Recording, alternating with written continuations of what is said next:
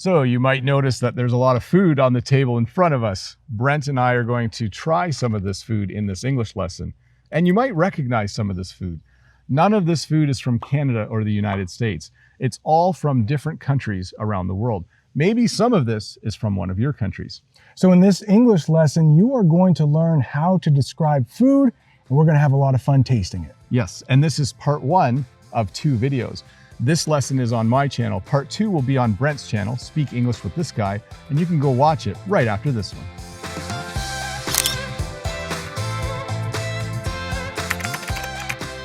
So we're going to try these one at a time. The first thing we're going to try are these plantain chips from Colombia. I think I would say this as Majoritos. Hopefully I'm saying that properly. Yeah, please don't get mad at us if we mispronounce something that's not English. Here we go. You want to try one first? Sure, thank you. And I will actually be in Colombia in a few months. Just a quick stop there, but looking forward to visiting. Already, from here, I can hear crunchy. Definitely crunchy. If I was going to describe these, they are crunchy. They're a little bit sweet. We might say in English there's a hint of sweetness. Like, they're not overly sugary to me, but maybe in North America we eat too much sugar, so stuff with a normal amount of sugar doesn't taste sweet. These remind me a little bit of potato chips, but where potato chips are definitely unhealthy and you can feel the grease as you're eating them, these seem like a healthy version of potato chips. Yes, definitely. And it even says on the package that they're crunchy. So that's the word I would pick above all. These are crunchy and yummy, by the way.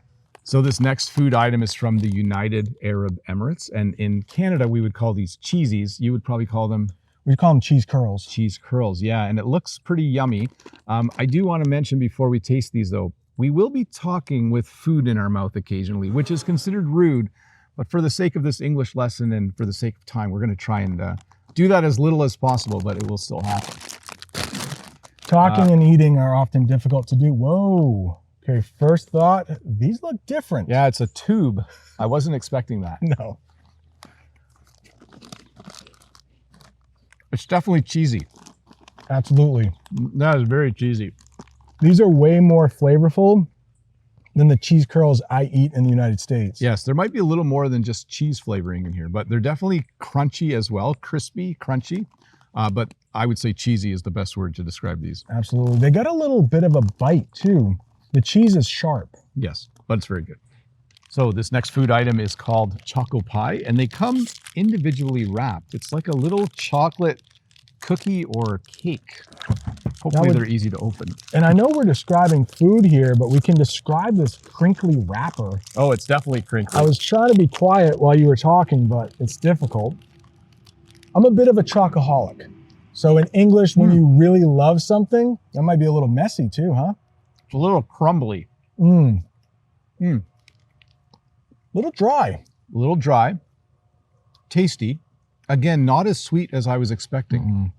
I think, again, as North Americans, we have a sweet tooth, and this is less sugar than we're used to. Not as crunchy as I was expecting. I thought the wafers inside and the filling, that's what's inside, I think is marshmallow. It is tasty. It is tasty, but definitely less sweet than something you would normally buy here in North America. It's a little crumbly too. I don't know if I mentioned that. It's a little messy to eat. We may want to put a bib on later.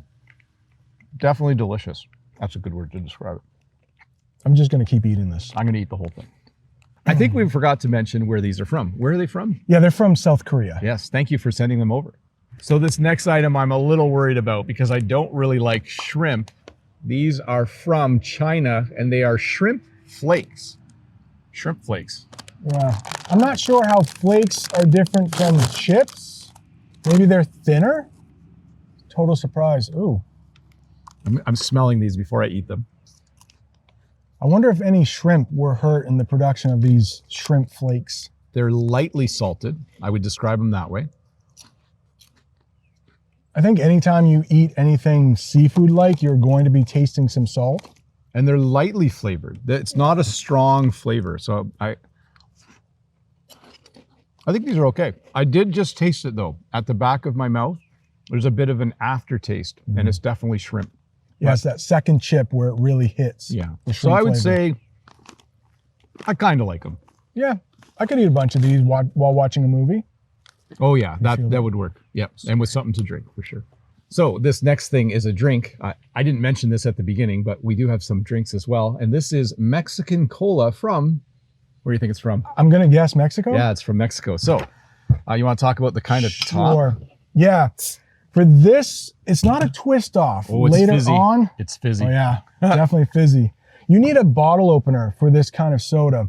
And living in the United States, I know there is a difference between regular cola and Mexican cola.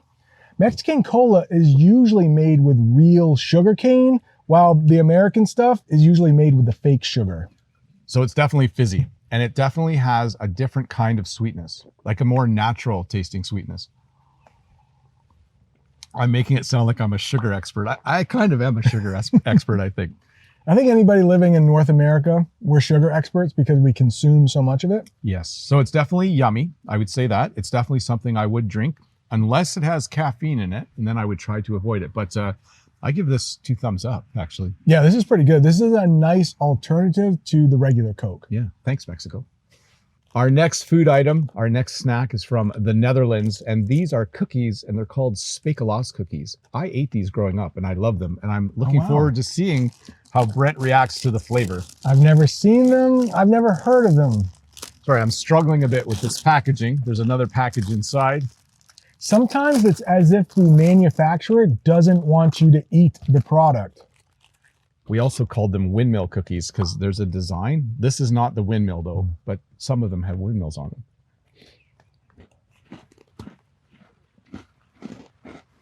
them. Good. I would describe this as spicy. Now be careful. We have 2 types of spicy in English. Spicy might be made with lots of spices like clove or ginger. I taste something like clove or ginger in these, but they're not hot. Yeah, it's definitely not a sweet cookie. It has some sweetness to it, but it's definitely a spice cookie, which is what I like about it. It's really good with tea. It's really good with coffee. And as kids, we did fight over who got the one with the windmill on it. But I love them, but we buy these all the time. It reminds me of something we call a ginger snap. Yes, very close to that. I think I am doing most of the sweet stuff, but these are biscuits with chocolate and cherry. They're from Poland, from a company called Practice, I think. So you might hear some rain while we're doing this one. It is starting to rain, but we're under a canopy, so. And I've actually had these before. They're very good. I could eat the whole package. I could eat the whole sleeve. You might call something thin like this a sleeve of cookies. Yes. So it's kind of a wafer. A wafer cookie is kind of like a cookie like this. I don't know how else to describe it. And it has cherry filling. So filling, again, is something inside of something. And it's very good. Yeah, it tastes almost like a jam or a jelly. Mm-hmm. Yeah, I like this one. It's a good one. Yeah, sorry for talking with my mouth full again. I'm just excited when something tastes really good, and usually when it has chocolate on it, but definitely good. We could call this a keeper. If you really like it, it's a keeper. Definitely. So another drink here, another soda, or in Canada, we would call it pop. And this is Fanta Orange. I bought this because every international food store I went to had this. And one of the people working there insisted that this is one of the most popular drinks in the world. So we're going to give it a try. Which I thought was interesting when Bob told me this, because in the United States, I know we have Orange Sunkissed, and we also have an orange soda called Crush. I wouldn't even consider Fanta the most popular orange soda in the United States. It definitely smells orangey. Is that a word? Orangey? I think so. It is now. Should we cheers? Cheers. Cheers. Again, fizzy, but you would expect that from a soda. Right. I think the cola we had a little while ago was more carbonated. Yes. It had more bubbles. This is a little more flat. That's how we would describe it. Definitely a little more flat. Maybe because it's imported. Maybe if it was made here, it would be a little more fizzy, but I like it. It's not my cup of tea, but I know it's not tea, but it's not necessarily something I would drink. I like the cola better. Hopefully that doesn't offend the people at Fanta. So these next cookies are from Croatia, and they are called chocolate cream wafers. So let's give them a try. You didn't want to pronounce the Croatian name? Napolitank. So I'm not sure I'm saying that. Nailed it, I think.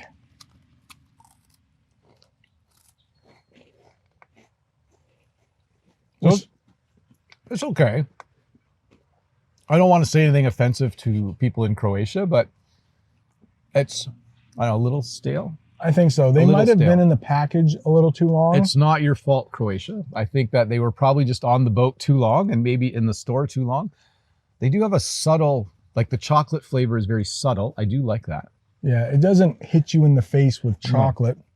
Mm. And we noticed that there's a Best By date on here. That might be a good term to know. Yes. A Best By date is usually on a package saying like, eat this before this date. Before this date. Best By, sometimes best before date. So they're okay. That's all. I'll leave it with that. They're okay. Maybe they're a middle of the road kind of snack. Yes. And again, Croatia, you're still awesome. Just these maybe were a little on the shelf for too long. So these look delicious. They're from Serbia and it says apricot tart.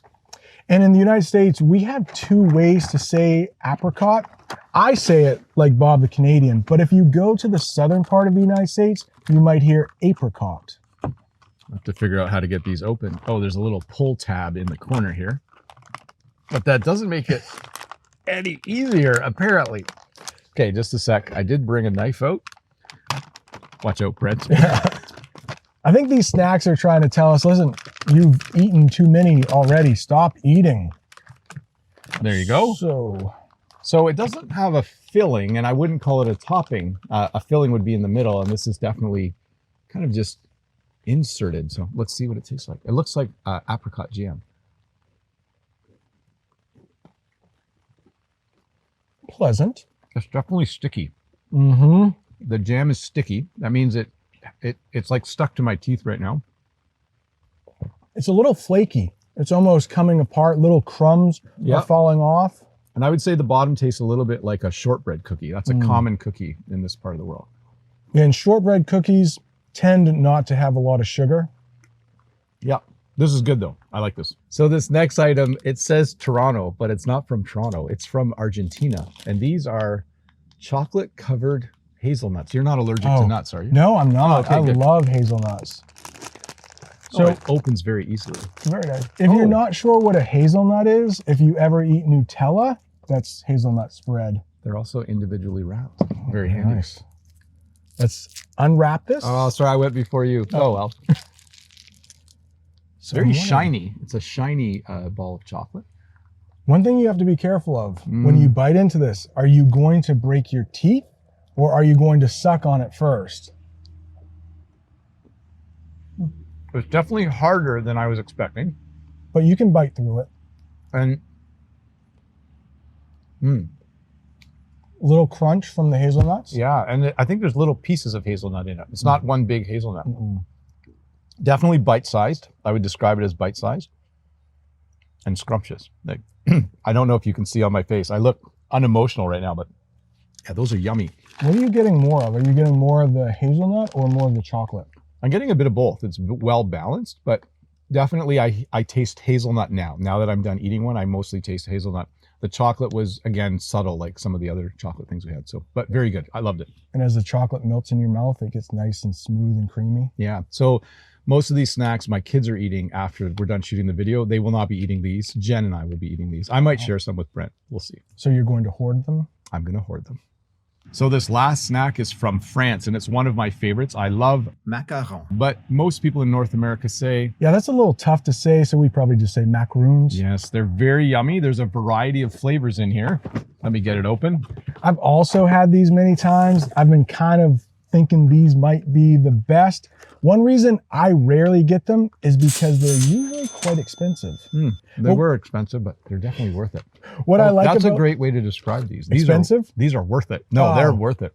And what I like about these is they have like a little crust that you have to bite through, but the inside is really soft. How many are you going to eat? I know I had the strawberry. I'm going to have the lemon now. Oh, I mushed this one a little bit. That's a good word too. I like the lemon because it's tart. It's really sour. Oh, has a little bit of a bite. Yeah. Crunchy on the outside, bit of a crust, soft and delicious and sugary on the inside. And I love it because the flavor is perfect. It's not too lemony. It's perfect. I love them. Well, hey, thanks so much for watching this video. I hope Brent and I were able to teach you some new words that you can use to describe food. It was a fun video for us to shoot, and we're certainly feeling a little bit full, but not too full. Remember, if this is your first time here, don't forget to click the subscribe button, give me a thumbs up, leave a comment, and if you have time, yeah, check out my channel if you want to learn more ways to describe food. There's probably a link up there somewhere. Yeah, somewhere. I'll put maybe in the description a too. link to Brent's video, maybe right here or in the description.